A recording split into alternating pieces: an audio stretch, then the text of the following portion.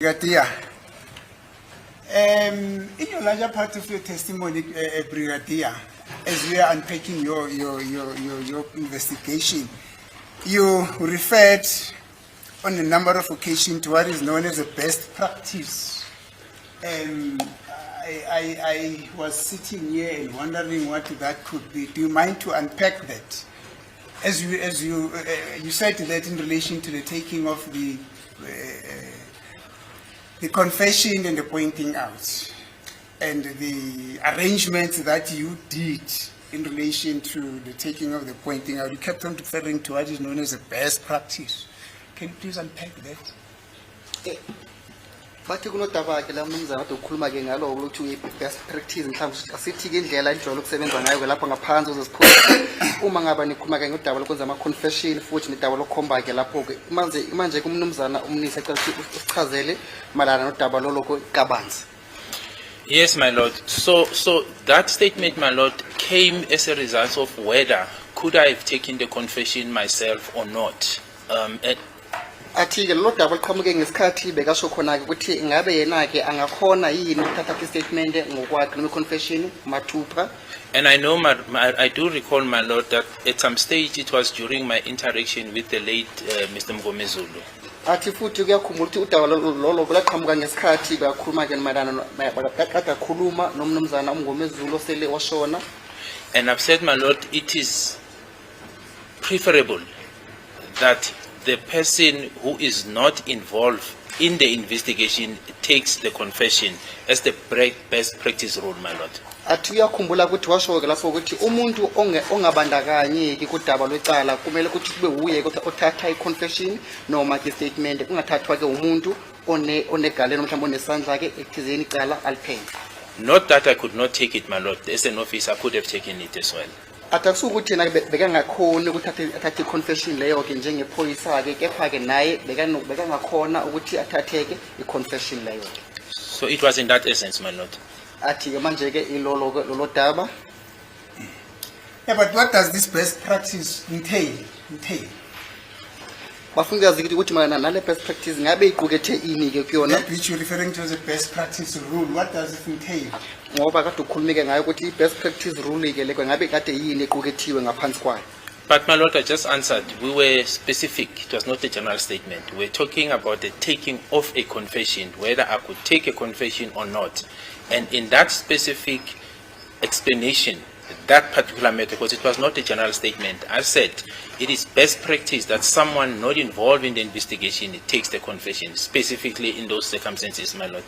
Athi lapho ke ubaqeda ukuphana ke ngengcazelo yakhe ukuthi ke uma ngabe iphoyisa ke eliphinye icala akumele ukuthi kube yilo ke elithatha i-confession kepha kwamele ukuthi kube iphoyisa ke elinye ke elingenalo kulwazi malana nodaba lwecala ke la kungakho khona ke wathina ke udaba lolo ke i-best practice ke uma ke alibiza ke ngegama ke lapho ke athi nanoma yena kade kuyiphoyisa noma kade yena ke kuyiphoyisa ke kepha esikhathini esiningi akumele ukuthi iphoyisa ke liphinye icala kube yilo ke elithatha i-confession kepha kumele ukuthi kube iphoyisa ke elingenalo. Thank you, Brigadier. Maybe you don't understand me. When I say entail, I mean the following. Is it something that is codified? Is it written down? Number one.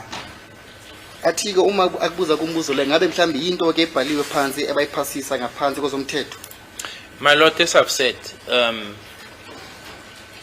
nothing prohibited me from taking the confession, meaning there is no law, there is no rule that I'm aware of that says you can't take a confession under those circumstances. Athi ngaphansi ke kosimo leso ke akukho kade kumvimba ekuthizeni ke angathathi confession njengoba kade kuyiphoyisa futhi akukho kubhaliwe ngaphansi kozomthetho ukuthi akavumelekile ekuthizeni athathe i-confession.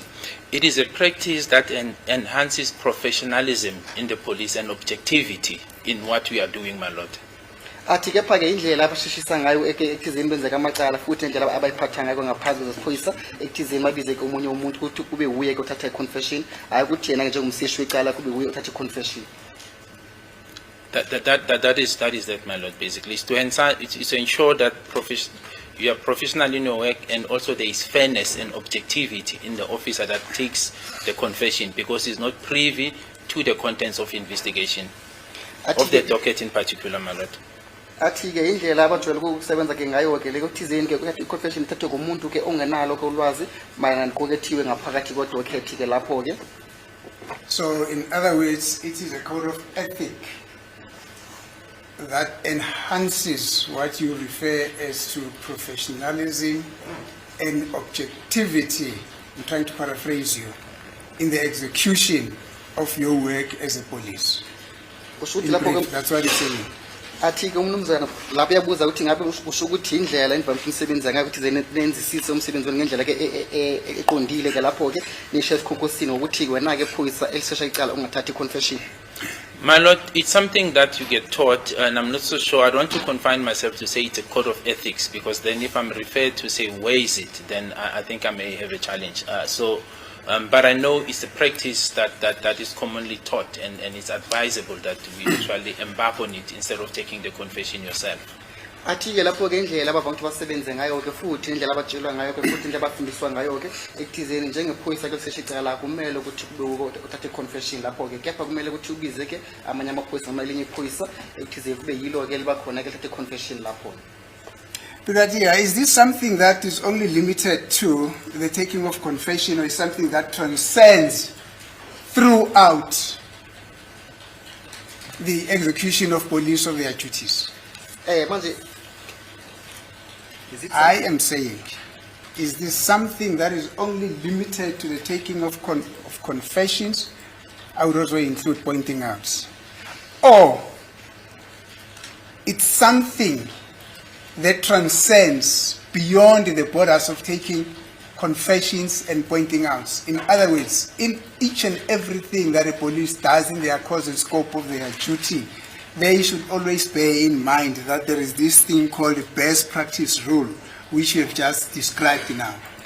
manje-ke umnumzana ummeli into thanda ukuthi ayazi-ke mntu afuna ukuyazi la kuwena ukuthi ngabe mhlawumbe lolu-ke niligxinize ekuthizeni-ke mhlawumbe mathatha ama-confession noma bekhomba-ke abantu khona lapho-ke noma mhlawumbe into enijothi ninze ngaso sonke isikhathi uma senza kuphenyo lwenu lamacala.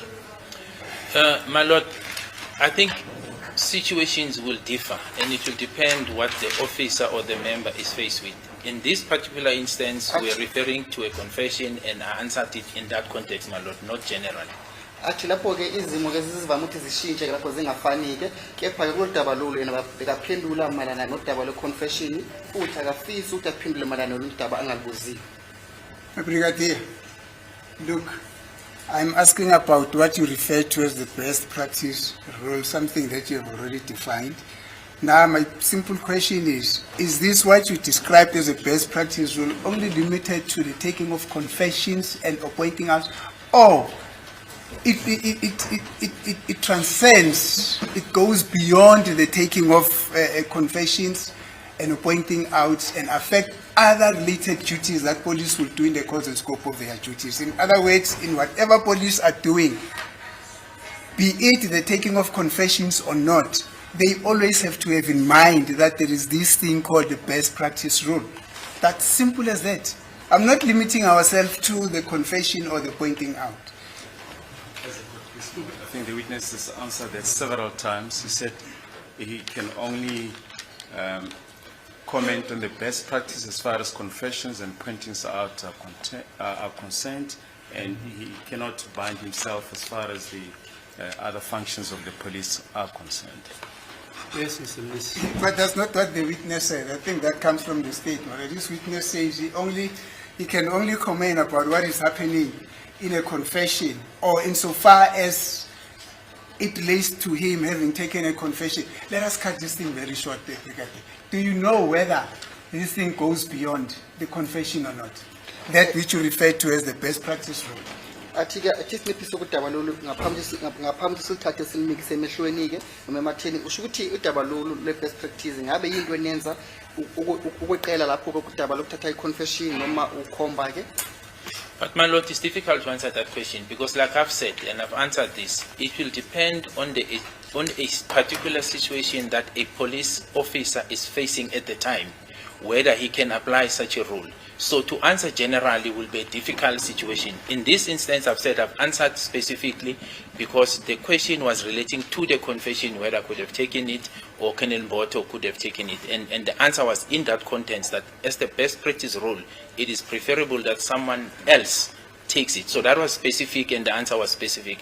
Generally, my lord, it's difficult because police embark on various situations and encounter, for example, if a police officer is writing an OB entry, how is best practice rule relevant in that situation? If they interview a suspect over the phone or somebody says there's a robbery in progress, how is best practice rule applied? So the situation differs. If we are faced with specific situation, then you can know how to react and what methods you must use to react to that situation, my lord. Athi lapho ke kuvame ukuthi mhlambi kushuthi iphoyisa amahlangane ke nesimo ngoba kunezimo ke ezahlukile amaphoyisa avame ukuhlangana nazo ke lapho ke uma senza umsebenzi uma besenza umsebenzi wabo ke lapho ke futhi wazowabikisa washo khona njalo ukuthi ke malana necala leli ke lapho ke yena bekangathatha confession noma mhlambi uColonel Mbutho ke buye uthatha confession lapho ke kepha athi esikhathini esiningi kuvame ukuthi lapho ke kwehluke malana nesimo iphoyisa eselithola lengaphansi kwaso ke uma ngabe selithatha ke confession. Thank you, Brigadier. Let's proceed. Now you would recall that when I paused the cross-examination on behalf of accused number 3, I said we'll come back to some specific items. That's where I want us to begin before I get to the issues relating to Mr. Sibiya, accused number 1. Athi ke manje kumele ukhumule ukuthi ngesikhathi kade kubuza kimi imibuzo la ngaphambi kwenkosi enkantolo ke kunala kade watshela khona ukuthi athi simise kancane malana nolunye kodaba oluthize ke lapho ke kepha manje soqiniza ke manje kulolo daba kade athize ucela ukuthi ume kancane ngalo ngaliphenduli ke ngaphambi ukuthi aqala ke abuze kimi imibuzo mayana nomsola wokuqala. Do you remember that? Sakhumbula lokho? No, that's not my recollection, my lord. My recollection is that we were done with accused number 3. The last aspect that was put to me was with regard to the book Ikabane. That is the aspect that Advocate Mnusi put to me. And upon me saying I've not read the book, and then he said he will not ask me any further. Insofar as I know, we dealt with accused 3. That's my recollection. Athi ngokomkhumbulo wakhe ke yena ucabanga ukuthi sesiqedile ke malana nodaba la kaMsola wesithathu ke lapho ke kepha ke udaba leli elingakazi liqedeke malana nalo udaba kade umbuza khona ke malana nodaba lencwadi ebabithi Iqabane ke lapho ke kulawa thina ke mnumzana umnisa ngeke ke besaqhubeka nokubuza ke imibuzo ke uBrigadier noma ufakazi. Let me revive the memory, Brigadier. We were done with the cover. We were at a point where you had brought a number of documents here purporting to be warning statements. Others were from Klein Bokisdorp, others were from Nelspruit, others were from all over the country. That's the issue that we were busy with. In the context of my cross-examination in relation to those documents, you are unable to give me certain answers because you said, I did not give you specific instructions to go and get certain information, and I said to you, I don't give you instructions. I'm not a state. It's a prosecution that is supposed to be guiding you on how to get those documents. And I said, well, it's fine. I will pause then, but we'll come back later on those items. That is exactly what I'm talking about. I hope your mind has been checked out. Athi ke umeli ke fakazi malana nodaba ke lencwadi lewe ka babiza inegama noma babiza ngegama lokuthi Iqabane ke besiqedile ke nodaba lokho kepha nodaba lana okade abuza ngalo ke imibuzo ke malana nodaba lama statement ke la uqhamuke nawo uqhamuka kuboma Nelspruit lawo thathathe kwindawo ezahlukene ke lapho ke lawa wena wakuphendula ngokuthi wena kade bengakutshelile ukuthi yini kumele uyenze ke mayelana nodaba lolo lwama statement kepha wena ke wakhetha noma mhlambi weza nama statement kepha ungazi ukuthi kumele wathole kanjani noma mhlambi ukuthi kube yini eqokethwa ngaphakathi kwama statement bese wathena ke bekumele kube ukuthi ihlangothi lezombuso elukutshela ke kabanzi ukuthi izini kubele ukuthi kube yini oyitholayo noma bayibhalayo ngaphansi kwama statement lawo ke. No, my lord, the context is not correct. What transpired, it is correct to say warning statements from different stations were brought to me, were brought by me, at the request of Advocate Mnisi, my lord. Atufakazi kuyiqiniso ukuthi ke ama statement amaningi yaqhamuka kuma station amaningi kwezesiphoyisa kade bemcela ukuthi akawalethela ngaphambi kokusenkantolo icela umnumzana ke umnisi. Then subsequent to one particular warning statement, my lord, of a specific station, that warning statement was brought in without an affidavit as to who gave that warning statement. And that is where the issue of instructions came in, where I said, but we were not asked as to where did we got this document. It was to produce various warning statements, as it was in dispute that there is only one specific warning statement. So that part of instruction came in that context, my lord. Athi ke pha kunodaba lwaqhamuka ngesikhathi kade qhamukisa eletha ama-statement ahlukile ngaphambi kwenkantolo. Udaba lwaqhamuka kuwukuthi ke kade khona i-statement esisodwa ngaphakathi kwe-statement lezi kade ziningi ke ekade lingaphelekezwa ke uhlelo lwe-affidavit. Futhi kula kwaqhamuka khona kudaba lokuthi ama-statement kwamele ukuthi bawathathe ngendlela efanayo, bese ufakazi washo ukuthi ama-statement abawathathi ngendlela efanayo futhi ama-statement ahlukile ngendlela wabhala ngayo.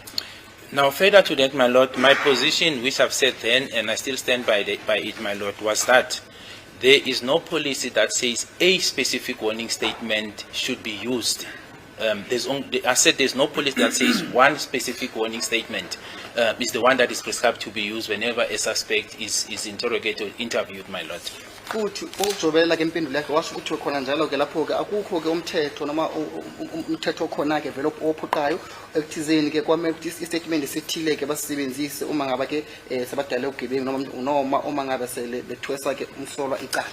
And these different warning statements from different stations, my lord, were brought to show exactly that different stations in the country uses different warning statement forms whenever they take down a warning statement. Ekujobela futhi incazelo yakhe uyasho khona ukuthi ama-station ikhumulo zamaphoyisa eziningi la eNingizimu Afrika ke lapho ke azisebenzisi i-statement ke ezifanayo noma ama-warning statement afanayo, kepha basebenzisa ama-warning statement ahlukile. Now, the introduction of the book of Iqabane, my lord, came under that context at the later stage, because my understanding of what Nisi was saying, can I finish, my lord? I am asking question, you respond to my questions. You're not here to give a story. Do you understand? No, I don't understand, my lord. The question has been You asked. never understand, Brigadier, because we have been used to that culture. I ask you one thing, you take the whole day to explain something that I've not asked her. I've never asked you about Iqabane. For now. The witness is within his right to elaborate. He's explaining the context in which my learned friend is asking about the warning statements. Now he's explaining the context in which those warning statements came to the fore, and he's also referring to that book. There's nothing wrong with it. Just giving the context, the background to the question that is being asked by Advocate Nisi. In other words, just trying to take us back to what happened at that particular moment in time. There's nothing wrong with that. I'm not even so sure, my lord, what is it that the state is saying here, because I'm specifically referring to the statement which I exhibit ZZ2, ZZ3, ZZ3A, ZZ4, ZZ5, and ZZ6. The last point that you were talking about in this statement was there's a colleague that is seated behind you who also got a statement, I think it was from Nelspruit. Unfortunately, there is no indication as to who from Nelspruit that he actually got that statement from. That is the point at which we were. We were busy with these statements, not Iqabane, not whatever. And for your information, we have stated pretty clear that you do not know what Iqabane is. You probably went out and read it and then you want to come and amend now. It's fine. The state will lead you in that regard in your in its examination in chief. But as for me now, I'm on this statement, not on Iqabane. Athi-ke lapho ukhuluma nestatement zemibukiso uZZ2, ZZ3A, ZZ4, ZZ5 futhi no-ZZ6. La khona-ke wena fakazi washo khona ngathi kune-statement siqhamuke nespread noma nasithola ke nespread, kepha usakhumuli kabanzi ukuthi nasithola kubanike lapho-ke futhi omunye wabasebenzi osebenza nabo-ke okade khona hlezi la ngemuva-ke washo ukuthi uzobheka futhi abhekisise ukuthi ngabe i-statement leso kade siqhamuka kubanike nespread noma ubanike owanilethela i-statement leso-ke uqhamuka kwisikhumulo samaphoyisa sasenespread. My lord, a wrong assertion was put to me by Advocate Mnisi, and he said he was joking my memory, and he was joking it incorrectly. Now, I do not see how is it that I'm not answering what he's saying to me when I'm telling him, or rather trying to remind him of how I remember we got to where we were. It was in that context because he said he's jogging my memory of how events unfolded, and I was simply indicating as to how I remember events unfolded. And in that events, then I mentioned things that I recall, not that I'm interested in specific items, my lord. athi lapho ke nakadabuzwa ke malana nezehlo ke noma noma malana nezinto ngendlela kade zenzeka ngakhona ke lapho ke nomhlanje bebheka umkhumbulo ukuthi ngabe usakhumbula kangangani ke lapho ke kepha kusiyona ke indlela le umnumzana umnisakhuluma ngayo ukuthi izinto zenzeka ngakhona ke. Thank you, Brigadier. Let's go to Exhibit ZZ2.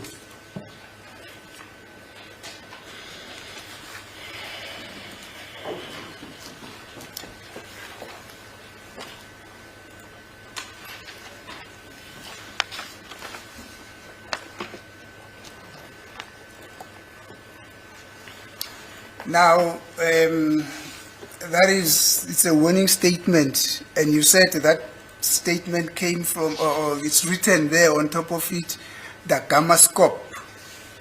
If I'm not mistaken,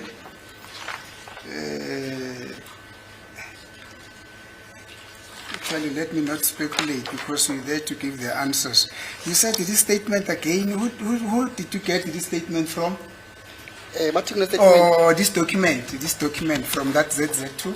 bathi kune document elikhona ke la ngaphambi kwakho kumnumzana manje umbuzo ukuthi ngabe kwenza ukuthi siqhamuka kubanike statement lesibhale the gamma scope. My lord, these exhibits are accompanied by statements from each and every station. So, and we disclose that part. So this exhibit, the form, should be accompanied by a statement of this particular station, who then gave it to Lieutenant Colonel Roth. athi lapho ke kumele ukuthi ibe nestatement ke siphelekeza ke i-document leli ke likhona ke lana ke leli ke la basichazela kabanzi khona ukuthi ngabe siqhamuka kubani ke ngaphambi ukuthi basinikezele ku Lieutenant Colonel Roth.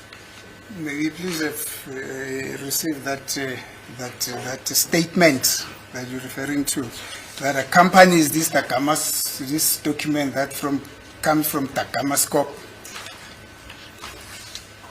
Excuse me, I didn't hear the question, my lord. I don't understand the question. I am saying, may we kindly receive that statement that accompanies this document from Takama Scope, as you are saying. Manje ke bacela ukuthi thole statement leso ke siphelekeza ke document leli ke liqhamuka statement siqhamuka iDakama Scope. This statement has been handed up as Exhibit ZZ3 in brackets A. It's the statement of Harold Stephanus Creer.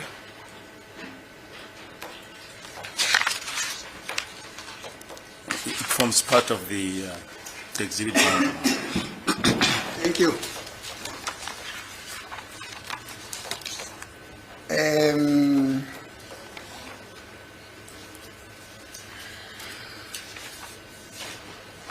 ZZ3, there's a statement here, ZZ3, that comes from Takama Scope, ZZ2 from Takama Scope, and then ZZ3. Where does ZZ3 come from? It's written the Graf Reinet. It's written the Graf Reinet. Warning statement by suspect Graf Reinet case. Do you have that document in front of you? No, If you have it, can you please give us the statement that accompanies this document as well? You said all these documents, all these documents here are accompanied by statements. May you kindly have the statement that accompanies that ZZ3 from Graf Reinet? This is what we just pointed out, that it's Exhibit ZZ3A. And it's also so stated in the list of exhibits that we have handed up. If one looks at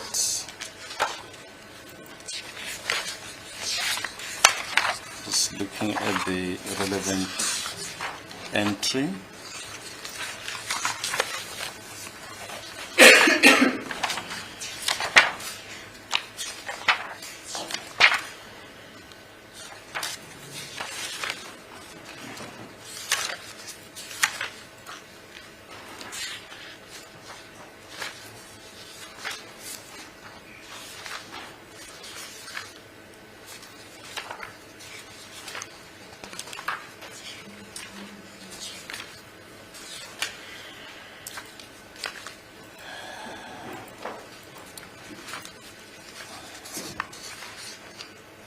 It's entry number 171.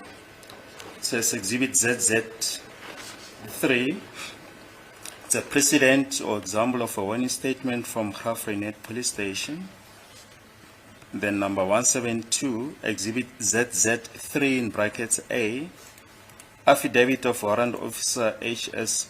Creer of Graaff-Reinet Police Station dated 21 January 2025 regarding the use of warning statement as per Exhibit ZZ3. Now, I'm getting a bit confused. You, on your behalf, it is said that, because I don't know who's testifying now, but on your behalf, you said that this exhibit ZZ3A relates to Graaff-Reinet. At the same time, it was initially indicated that it also relates to Daggamascope in ZZ2.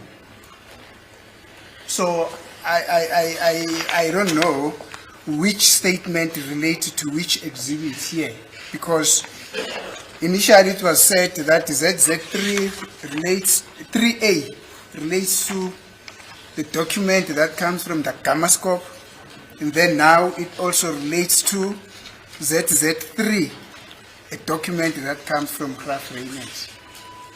I don't know what is happening. Athi uyadideka futhi akazi ukuthi ngabe yini enzakalayo lamalana nodaba lama statement lamabili kakhona ngapha statement saka ZZ2 salapha eDaggamascope futhi ke lapho ke no ZZ3 siqhamuka lapho eGraaff-Reinet uthi kahle kahle isiphi esiphelekeza esinye ke lapha noma isiphi esihambisana nesinye kule statement ezimbili ke. My Lord, what I've said is that all the warning statements that were entered as exhibits in this court, I've arranged for the obtaining of a statement from each and every station, and such copies, meaning the warning statement form, the proforma of a particular station, accompanied by a statement from that station, was obtained.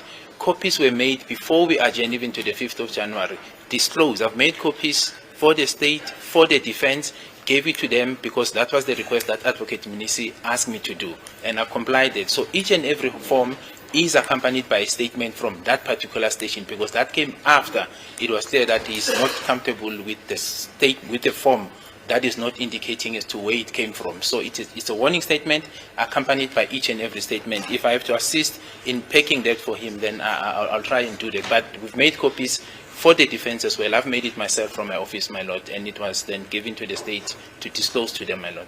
Athi ke ufakazi lapho ke ukhumule khona nje athi ngemuva kokuthi ngama ngaphambi ukuthi sihlehliswe ngiqala lihlehliswe ke ilanga lange5 ngenyaka kaJanuary ke lapho ke khona kujabula qhamuka lama wona statement ke khona ke lapho ke la ojobele ngengazi ngempendulo yakhe lada ekhuluma khona njalo ukuthizeni ke kunama statement ke ama proforma statement futhi nama wona statement ke athatha kuyikhumulo zamaphoyisa ezahlukene lapho ke futhi wona statement khona ke kade iphelekezwa ke statement lapho esibhaliwe namhlanje affidavit ebhaliwe ke lapho ke futhi washo ukuthi khona ke njalo naye walekelela ehlangothile zombuso ke lapho ke ekuthize balethe lokhu ngaphambi kwenkantolo futhi banikeze nabameli ke amakhophi walama statement lakhuluma ngawo. Thank you, Brigadier. At least you're now trying to unpack. You made copies for each and every statement. You made copies of each and every statement that accompanies the document, statement from the police station where you received this document from. Okay. Now we've got a ZZ3 that is accompanied by ZZ3A. That is understandable. These are documents that are coming from Graaff-Reinet. Now, where is the statement that accompanies the document that comes from the Daggamascope? Athi ke siyabonga ke fakazi mana ukuthi ukhulike ngesethi statement leso saka ZZ3 esiphelekezwa ZZ3A ke lapho ke kepha umbuzo ukuthi ngabe sikuphi yini statement esiphelekeza ke idocument leli la ka ZZ2 eliqhamuka ke eDaggamascope iwarning statement. My Lord, that affidavit, according to my docket, is index as A381, and that is a statement of Lieutenant Colonel Maria Gerber. She is the branch commander for the detective in Daggamascope. So that's why I said this is what we've made and we disclosed. So it's from Daggamascope. It's 381 according to the docket, and I have the original here. Let's show it to counsel. Use that very page. Athi-ke ufakazi istatement leso sikhona-ke la ngaphambi kwenkosi yenkantolo-ke futhi acela ukuthi asinikeze asethe ngaphambili futhi senze ukolonel.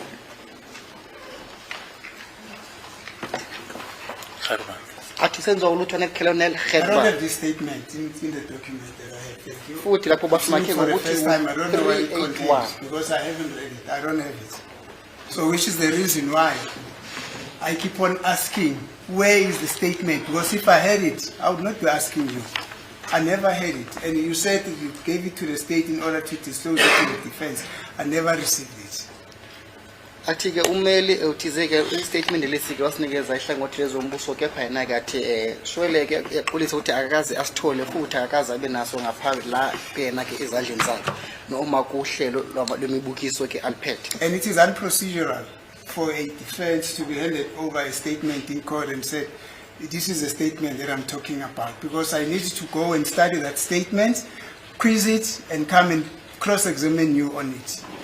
Athi-ke indlela engajwayelekile ekusetshenzwa ngayo-ke lekuthizini bamlethele i-statement ngaphambi kwenkantolo-ke ngoba kumele ahlale phansi-ke asibuke futhi asifundeke bese abuya-ke buza imibuzo eqhamuka kwi-statement leso.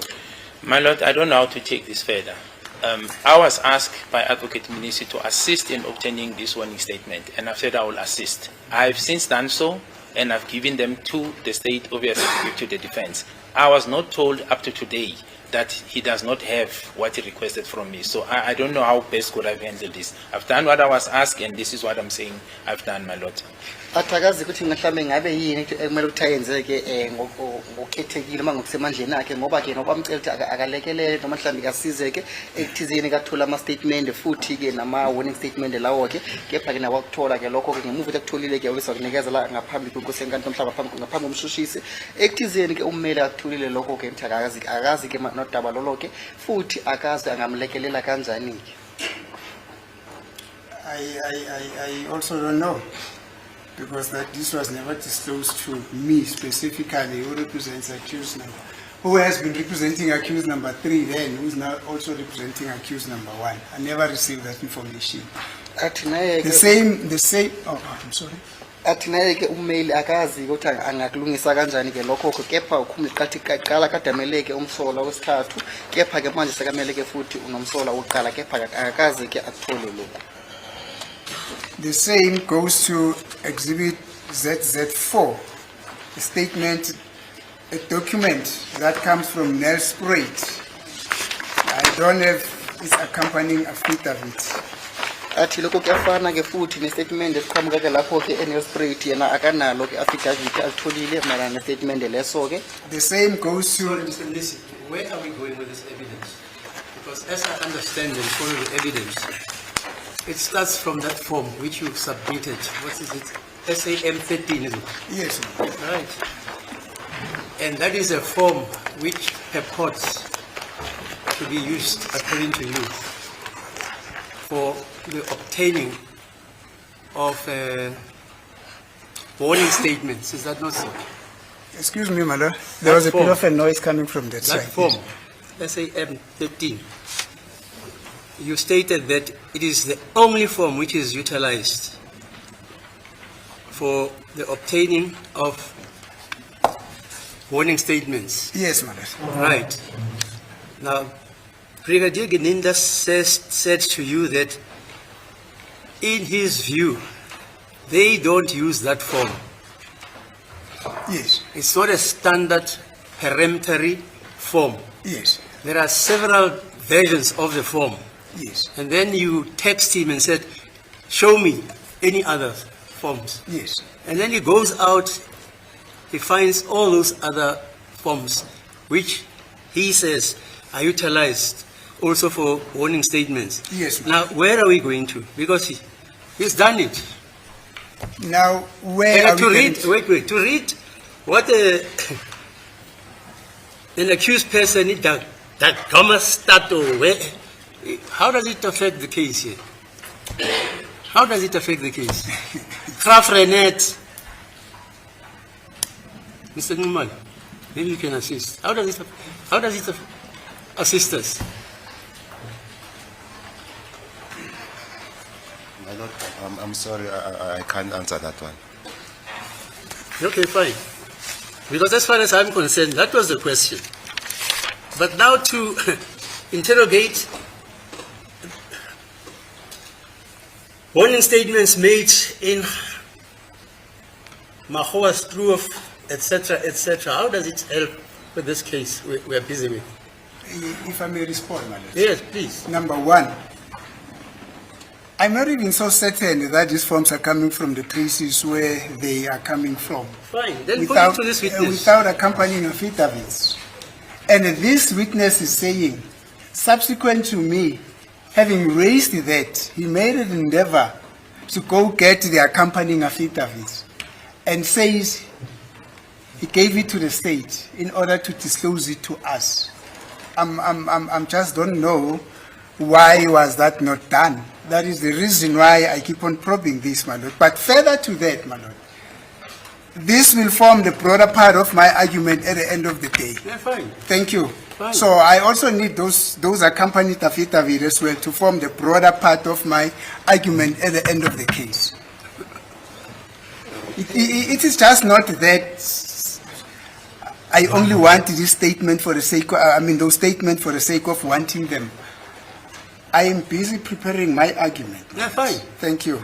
But the witness has answered you. You can prepare your argument, there's no problem. Yes. Because otherwise you'll be here until Nelson Mandela is resurrected.